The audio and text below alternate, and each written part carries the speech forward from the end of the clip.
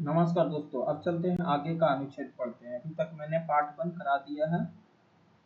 देखो आगे का अनुच्छेद है मूल कर्तव्य। मूल कर्तव्य देखो मूल कर्तव्य जो है ना, ये कामननुमा संविधान संशोधन में लाया गया है।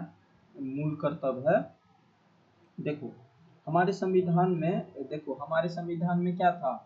आम पब्लिक को मिल गया मूल अधिकार, राज्य को भी मिल गया ड्यूटी, राज्य के नीति निर्देशकता तो मिल गया ना कि हर राज्य को ये करना होगा। लेकिन आदमी को क्या मिला? एक रिस्पॉन्सिबिलिटी मिलना चाहिए ना। तो फंडामेंटल ड्यूटी मिला कि क्या क्या फंडामेंटल ड्यूटी होना चाहिए हर पब्लिक को। तो ये अनुच्छेद 51 के का में मूल अधिकार में इसको जोड़ दिया गया। ठीक, समझ रहे हो?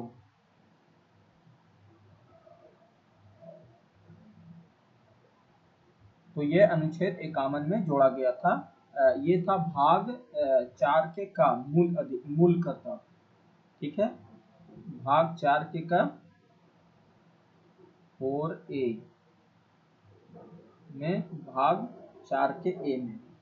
देखो ऐसा नहीं था कि मूल कर्तव्य आसानी से मिल गया था, क्योंकि मूल कर्तव्य की जो व्यवस्था था ना, वो हमारे संविधान में 42वां संविधान संशोधन 1976 के द्वारा व्यवस्था की गया। इसका उद्देश्य इसलिए रखा गया ना कि नागरिकों को भी कुछ काम दिया जाए, ताकि वो अपनी देशभक्ति, अनुशासन, सामाजिक सद्भाव और राष्ट्रीय एकता को पैदा कर सके। लेकिन ये भी कंडीशन बनाया गया कि ये कर्तव्य न्यायालय में लागू नहीं किए जा सकते। मतलब ये भी एक नॉन जस्ट जस्टिसेबल होगा, सिर्फ मोरल होगा, मोरल। समझ रहे हो ना? तो इसमें बोला गया। तो क्या क्या बोला गया हमारे पास पता है? 11 मूल कर्तव्य आपने पढ़ा होगा, दिया हो गया। पहला क्या बोलता है कि भारत के संविधान को पालन करना होगा। मतलब संविधान के आदर्शों, संस्थाओं, राष्ट्रीय ध्वजों, राष्ट्रगान, सबको आदर करना होगा। देखो मैं लिख नहीं रहा हूँ, क्योंकि लिखूंगा कहाँ, स्पेस ही नहीं है। मतलब ना, आपको राष्ट्रीय झंडा, जन गण मन, सबको आपको सम्मान करना होगा। पहला ड्यूटी है। फिर बोला गया था कि स्वतंत्रता संग्राम के आदर्शों को पालन करना। तीसरा था कि भारतीय संप्रभुता, एकता और अखंडता को रक्षा करना। फिर देश की रक्षा और सेवा करना, सभी नागरिकों को सद्भाव और मातृभूमि भी करना, हमारी समिति संस्कृति को विरासत की रक्षा करना, पर्यावरण की रक्षा करना, वैज्ञानिक दृष्टिकोण और सुधारवादी सोच अपनाना, और सार्वजनिक जो भी संपत्ति है उसकी रक्षा करना, और व्यक्तिगत सामूहिक प्रयासों को, उत्कृष्टता को बढ़ाना। ये सब जोड़ा गया था। और 11वां जो था ना, वो 86वां संविधान संशोधन जोड़ा गया, जिसमें 6 से 14 वर्ष के बच्चों को शिक्षा दिलाना। माता पिता या अभिभावक का जो भी है वो कर्तव्य होगा कि अपने बच्चों को शिक्षा दिलाए, वो भी फ्री में। ये सब हमारा संविधान था। ठीक है, अब चलते हैं हम लोग अनुच्छेद पढ़ते हैं डिटेल इसका। अनुच्छेद 52 से 78 तक।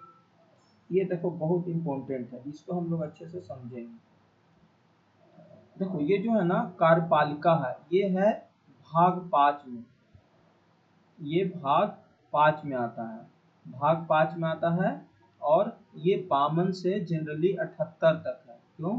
क्योंकि कार्यपालिका को दो पार्ट में हम लोग पढ़ते हैं, एक संघ की कार्यपालिका और एक राज्य की कार्यपालिका। तो अभी हम लोग पढ़ेंगे राष्ट्रपति और उपराष्ट्रपति। देखो अनुच्छेद 52 कहता है कि भारत का एक राष्ट्रपति होगा। अनुच्छेद 52 कहता है कि भारत का एक ही राष्ट्रपति होगा, दो चार नहीं। भारत का एक राष्ट्रपति होगा। अनुच्छेद 53 कहता है कि संघ की जो भी कार्यपालिका शक्ति होगी वो राष्ट्रपति में निहित होगी। राष्ट्रपति में निहित होगी। ठीक है, राष्ट्रपति में निहित होगी। मतलब ना, अनुच्छेद 52 कहता है कि भारत का एक राष्ट्रपति होगा।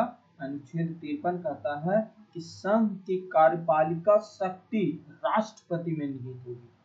ठीक है, समझ रहे हो ना?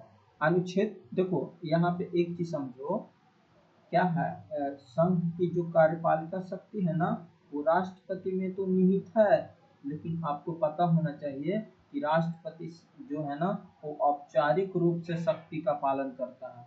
उसकी जो रियल शक्ति होती है ना वो तो प्रधानमंत्री और मंत्री परिषद जी करते हैं, ये तो आप जानते हो। अनुच्छेद 54 क्या है, भारत का निर्वाचन होगा। अनुच्छेद 54 में बोला गया है कि भारत का निर्वाचन होगा। आपको पता होना चाहिए कि भारत के निर्वाचन में राष्ट्रपति के निर्वाचन में कौन कौन भाग लेते हैं। तो राष्ट्रपति के निर्वाचन में संसद के दोनों सदन के कौन कौन सदस्य, ये लोकसभा के सदस्य और राज्यसभा के सदस्य जो होते हैं वो निर्वाचित सदस्य ये भाग लेते हैं।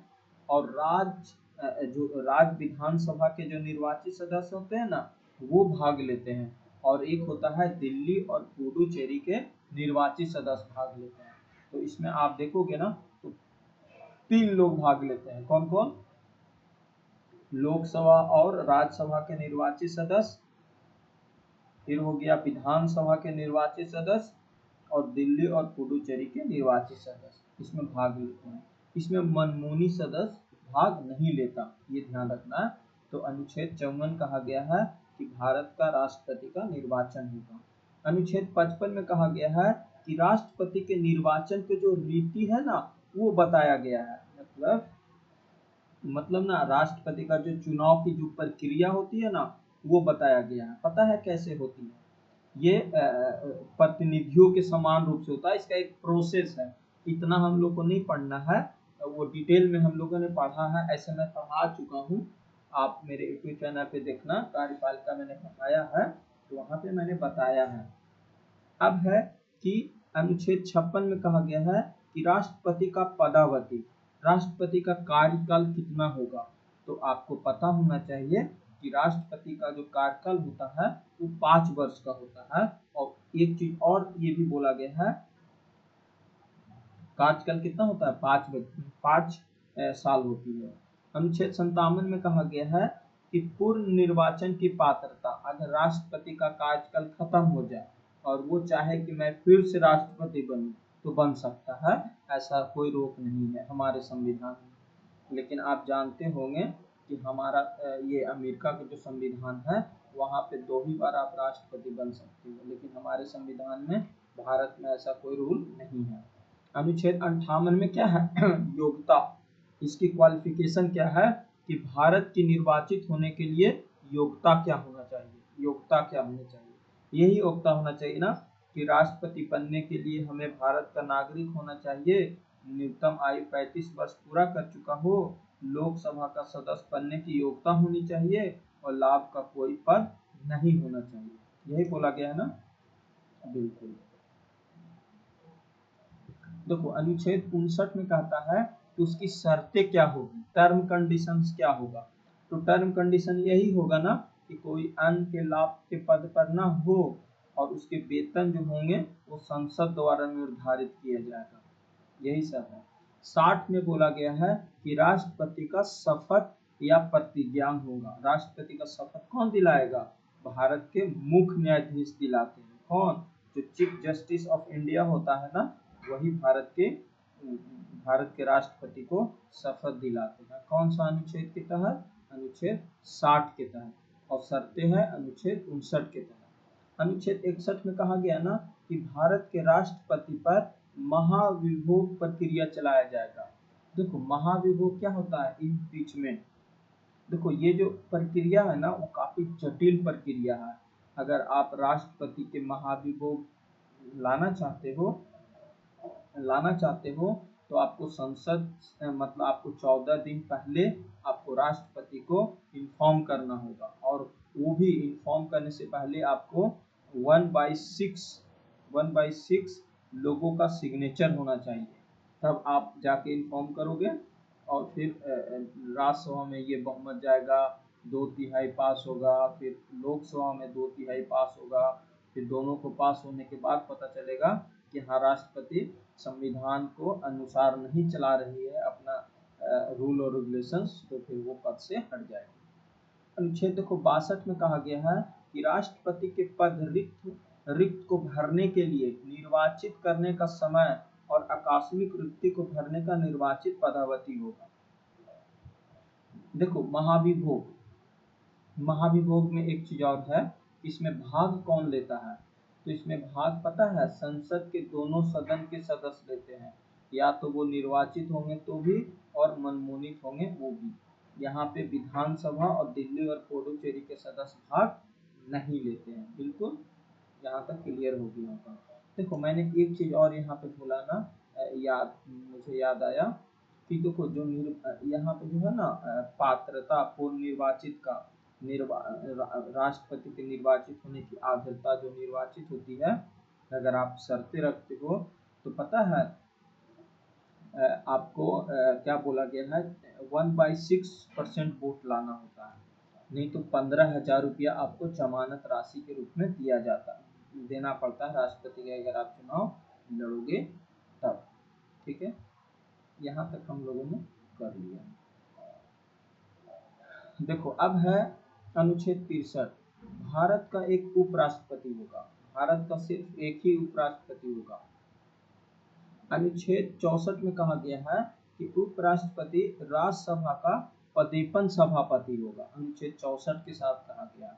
अनुच्छेद 65 में कहा गया है कि राष्ट्रपति के पद में आकस्मिक रिक्त के दौरान या अनुपस्थिति में उपराष्ट्रपति राष्ट्रपति के रूप में कार्य करना कृतियों का निर्वहन करेगा, मतलब ना कार्यवाहक राष्ट्रपति के रूप में कार्य करेगा। मान लो कि राष्ट्रपति अनुपस्थित हो गई या किसी तरीका से उन्होंने इस्तीफा दे दिया या राष्ट्रपति जी को मृत्यु हो गया, तो क्या होगा 65 के अनुसार, अनुच्छेद 65 से क्या होगा, अनुच्छेद 65 से जो राष्ट्रपति के पद को उपराष्ट्रपति धारण करेगा एज ए कार्यवाहक राष्ट्रपति के रूप में। ज्यादा दिन तक नहीं करेगा, 6 महीना के अंदर ही उनको चुनाव हो जाना चाहिए। ठीक है, अनुच्छेद 66 में कहा गया है कि उपराष्ट्रपति का क्या होगा, निर्वाचन होगा, उपराष्ट्रपति का निर्वाचन होगा, उपराष्ट्रपति का निर्वाचन होगा। देखो इसमें जो उपराष्ट्रपति का निर्वाचन होती है ना, इसमें भी संसद के दोनों सदनों के सभी निर्वाचित और मनमोनित भाग लेते हैं। इसमें भी कोई ये नहीं होता है, उपराष्ट्रपति को जो निर्वाचित संसद होती है ना, दोनों या तो निर्वाचित होंगे या मनमोनित होंगे, वो भी भाग लेते हैं। समझ रहे हो ना, समझ में आ गया। आगे चलते हैं। तो अगला है उपराष्ट्रपति की पदावधि, उपराष्ट्रपति का कार्यकाल कितना होता है। देखो यहाँ पे 3 होती है, एक 67(1) क्लॉज 67(1), 67 क्लॉज 2 और 67 क्लॉज 3। मतलब बोल सकते हो ना कि 67(a), 67(b) और 67(c). देखो 67(a) में उनका कार्यकाल के बारे में बताया गया है कि कार्यकाल 5 साल के लिए होगा, और 67(b) में उनका इस्तीफा बताया गया कि वो इस अनुच्छेद के तहत वो अपना इस्तीफा राष्ट्रपति को सौंप देंगे। देखो आपने याद होगा हाल फिलहाल ही हमारे जो उपराष्ट्रपति जगदीप धनखड़ जी थे ना, वो क्या किए, इस्तीफा दे दिए। तो कौन सा अनुच्छेद के तहत दिए, तो 67(b) के तहत। ये भी पूछा जाएगा क्योंकि हाल फिलहाल के चर्चा में था। ठीक है, यहाँ तक क्लियर हो गया होगा। देखो कह रहा है यहाँ पे कि उपराष्ट्रपति के पद रिक्त को भरने के लिए निर्वाचन करने का समय और आकस्मिक रिक्त को भरने के लिए निर्वाचन व्यक्ति का पदावधि। मतलब कह रहा है ना कि यदि उपराष्ट्रपति का पद रिक्त हो जाए किसी कारणवश, तो 6 महीना के भीतर चुनाव कराना आवश्यक होता है। समझ रहे हो आप, मतलब पूरा डिटेल में करवाना होता है। मतलब ना अगर उपराष्ट्रपति का किसी कारणवश राष्ट्रपति का पद खाली हो जाए तो फिर क्या होती है, 6 महीना के अंदर राष्ट्रपति का करवाना, उपराष्ट्रपति का करवाना होता है। तो ये 69 में है। ठीक है, सॉरी 68 में है। 69 में कहा गया है कि उपराष्ट्रपति द्वारा शपथ या प्रतिज्ञा लिया जाता है। कौन, किसके द्वारा इसको कौन दिलवाते हैं? तो राष्ट्रपति दिलाएंगे। 69 में इनको ओथ दिलाते हैं। 70 है अन आकस्मिक में राष्ट्रपति के क्रियों का निर्वहन करना। देखो आपको पता होगा कि राष्ट्रपति महोदय जी जो होते हैं ना, वो समय समय पे उपराष्ट्रपति को कुछ ना कुछ कार्य देते रहते हैं।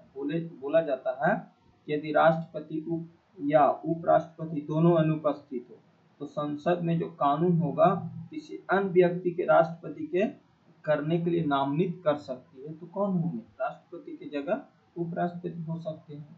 अनुच्छेद 71 में कहा गया है कि राष्ट्रपति या उपराष्ट्रपति के निर्वाचन से संबंधित जो भी विवाद होगा, चुनाव का विवाद होगा, वो कहाँ जाएगा? वो चला जाएगा सुप्रीम कोर्ट में, और सुप्रीम कोर्ट का जो निर्णय होगा वो आखिरी होगा। चाहे राष्ट्रपति का कोई विवाद हो या उपराष्ट्रपति का कोई विवाद हो, तो वो चला जाएगा कहाँ? Supreme court. ये है अनुच्छेद 71 के तहत। आपको पता होगा कि अनुच्छेद 72 में क्षमा आदि के कुछ मामलों में दंडादेश के निलंबन, परिहार, लघुकरण की राष्ट्रपति को शक्ति दिया गया है। तो अनुच्छेद 72 के तहत, ठीक है। अनुच्छेद 73 में कहा गया है संघ की कार्यपालिका शक्ति का विस्तार किया गया है। मतलब ये बोला गया है कि संघ की जो कार्यपालिका शक्ति का विस्तार होगा ना, वो कितना होगा? मतलब क्योंकि आपको पता है कि हमारे पास 3 तरह के होते हैं, एक संघ सूची होता है, एक राज्य सूची होता है, एक समवर्ती सूची होता है।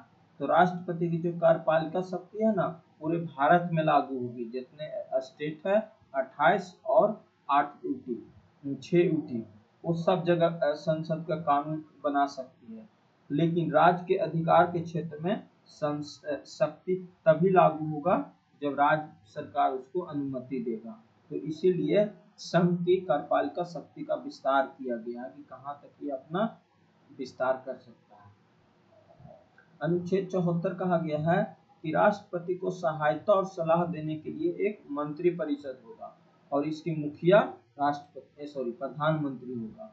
और 75 में कहा गया है कि मंत्रियों के बारे में अनुपवन। मंत्रियों के बारे में अनुपवन का मतलब समझ रहे हो कि 75 के तहत कहा गया है कि प्रधानमंत्री की नियुक्ति कौन करेगा?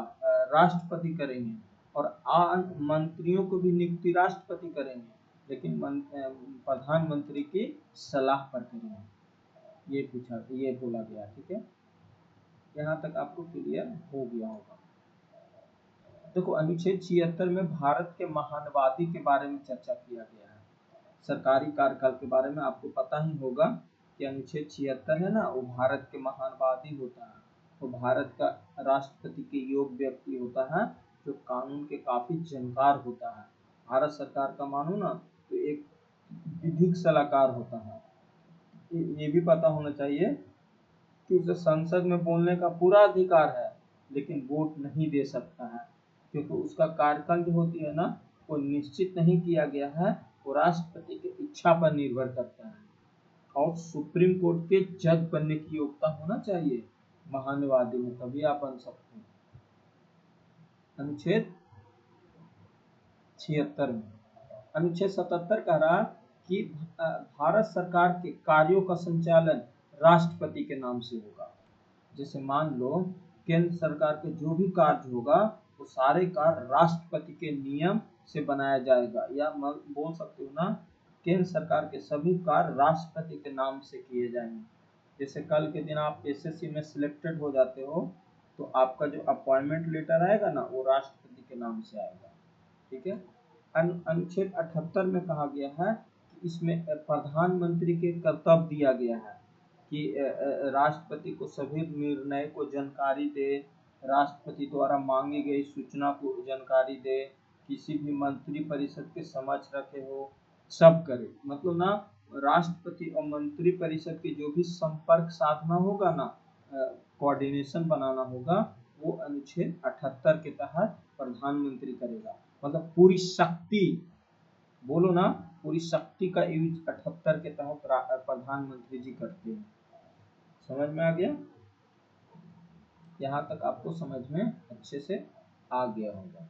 इसमें कोई कंफ्यूजन आपको नहीं होगा। समझ में आ गया यहाँ तक? अब चलते हैं संसद पढ़ते हैं। संसद अनुच्छेद 79 से डिटेल में पढ़ेंगे। 79 टू 88 तक डिटेल। देखो, संसद अनुच्छेद 79 जो है ना, वो संसद के गठन के या संरचना के बारे में बताया गया है। अनुच्छेद 79। अनुच्छेद 80 जो है वो राज्यसभा की संरचना के बारे में बताया गया है।